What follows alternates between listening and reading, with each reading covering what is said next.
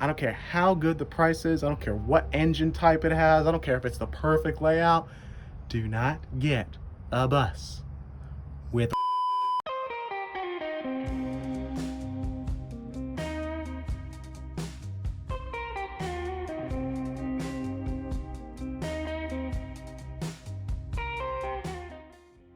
Tip number one is choose your bus type. Now by bus type, I really only mean two different types of buses: flat nose and dog nose. Why does that matter? First off, a flat nose is going to help you in different areas and a dog nose is going to help you in different areas. You really have to decide what kind of pros and cons that you want. For example, with a dog nose bus, they're easier to work on. Why is that? That's because you can take off the cover of the engine and you can easily work on it. That is a pro of a dog nose. A con of a dog nose is that while they're easier to work on, you give up more space internally. So the reason that I went with a flat nose bus, yes, they are harder to work on. However, they give me more internal space. So, for example, if this bus right here was a dog nose, we would have to take all this right here back about 5 feet because that's usually the length of the engine. We would lose that amount of feet internally in the bus. For me, personally, I decided that I would rather sacrifice working on the engine, or I guess like making it easier to work on the engine, because internal space was more important to me. However, if you're someone that you don't really care that much about internal space and you are a little bit of a gearhead, or you think that you could work on buses, then I would tell you go with the dog nose. In fact, the other day I had to work on this bus. There was an issue internally with the water pump, and it was pretty hard to get to. It wasn't a hard job, but it was pretty hard to get to. In that moment, I was kind of kicking myself in the butt, and I was like, you know what? I wish that I had a dog nose. But take the good with the bad. For me, internal space is more important. So, tip number one: choose your bus type.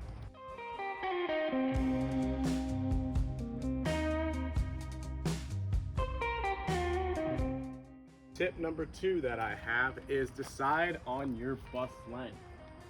Bus length is pretty important because it correlates with the amount of internal space that you have to live inside the bus. I personally didn't want a huge bus, but I also didn't want a small bus. I think buses go down to the short buses that you see. I think they're as short as 25 feet. And the long ones are as long as like 42 feet. So that's a really big difference. You're talking about a difference of like 50 square feet to live versus like 300 square feet to live. So bus length is pretty important. As I'm talking right now, I have the GoPro set up and you can see the entire length of this bus. This is a 34-foot Thomas bus. This would be considered a mid-size bus. Now, why is this important to you? So with the short bus, pro number one is you're actually able to get into national parks. National parks have a length limit for vehicles of 29 feet. So usually with most short buses, you can just go right into national parks and you can just camp inside the national park. Obviously the con there is the amount of space internally. However, if you're a single person or someone with just like a dog or something, you should be good. I mean, I feel like I could make that work. Okay, so as we get bigger, obviously the pro is the amount of space. So obviously the longer the bus, the more space that you have. However, the harder it is to maneuver it. That's tip number two, which is choose the bus length that you want.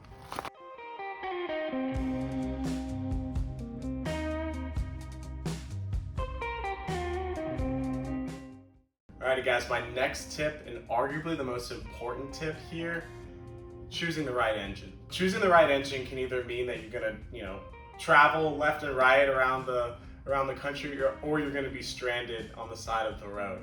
If you don't know what the right engine is, that is okay. I didn't know either. Everyone who started this, unless you're a diesel mechanic, doesn't know what the right engines are at first. They make it really easy though. If you join the Facebook community Skoolie Planet, there's actually a file on there that somebody somewhere made, I'm assuming some kind of diesel mechanic, and it basically shows every single kind of Skoolie engine that's in each bus, and it's color-coded green, yellow, and red. Red being ones that you want to stay away from, ones that are really expensive to repair, ones that are breaking down often. Yellow, ones that are you should be a little bit cautious of. Ones that you can get, but just realize there are some issues there. And green, ones that go 5 ever, not 4 ever, they go 5 ever. They're easy to repair. They're quality engines. They go a very long time. It's one of those things where it's going to pay dividends down the line. So invest in a really good engine right off the bat.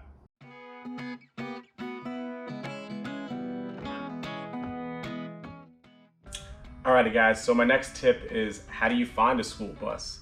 I'm sure if you guys are watching this video and you're online, you probably have an idea of what I'm about to say. You guys probably know the usual suspects, Craigslist, Facebook Marketplace, but there are also a couple other areas that if you aren't familiar with, they definitely help. So this right here is a Facebook group that I recommend that you join if you're interested in purchasing a bus. So school buses for sale. As you'll see on here, I mean, they're posting stuff regularly. School buses, the engine types, the amount of money. So I found the most, and look, I mean, I'm located in South Carolina. This is a listing in Laguna Niguel, California. Would I go there? Maybe, if it was a solid bus for a really good price, perhaps. I mean, take a flight out there and then just drive it back. So this is where I found my bus. Another option for you guys is a website called All Surplus. Now, All Surplus is the government auctions that you hear about. So the pro of going through a auction, and really the only pro, is it's usually cheaper. So this closes in 14 minutes and this Econo Line bus is going for $1,200. So this is closing in 2 hours and it's going for $800. An entire bus is for $800.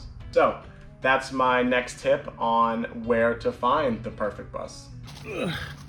Oh, I'm crawling up underneath my bus. I swear, y'all better like this video or tell me I'm an idiot. I don't know, comment something. But you're crawling up underneath the bus for y'all.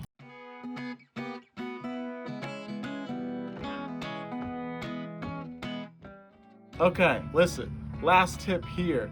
Check for rust. If your bus has rust, don't even mess with it, okay? So when you're going and you decide on, hey, we're gonna come look at the bus, we've decided on a price, this, that, and the third. if you look up underneath this bus and it has rust, don't even mess with it. Rust is extremely hard to deal with. It is a problem that doesn't go away. If your bus has rust, it's gonna keep getting rusted, even if you cut it out. Now, whenever you go up underneath it, look in this area.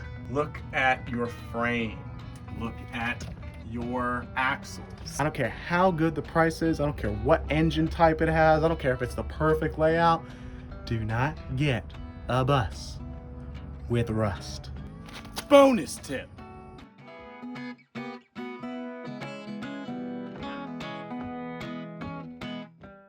So my last and final tip here, my bonus tip would be don't overpay for a bus. I see all the time these buses go up for sale for $10,000, $15,000 for buses that are not complete, for just regular buses. Guys, do not overpay for your bus. I personally believe for an unfinished bus, an untouched bus, just a regular bus that a school district retired, I don't think that you should pay any more between $5,000 and $8,000 for an untouched bus.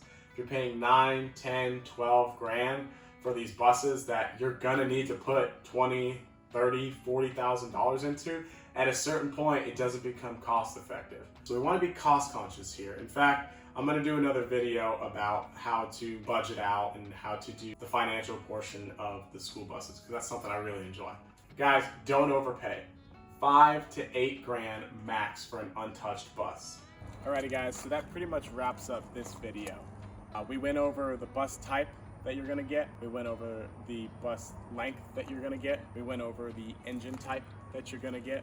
We went over where to find the bus, and we even went over what not to have in the bus, like rust. And then lastly guys, we went over how much to spend on a bus. If you guys enjoyed these tips, you found them helpful, feel free to let me know below. If there's another tip that maybe I left out, or maybe one that really helped you when you got a bus, feel free to let me know below. I'll pin it to the comments. I'm sure YouTube's gonna pop up some kind of video right here to watch, or right here to watch, or you can subscribe right here. And have a great rest of your day, and I'll see you out on the road. Bye!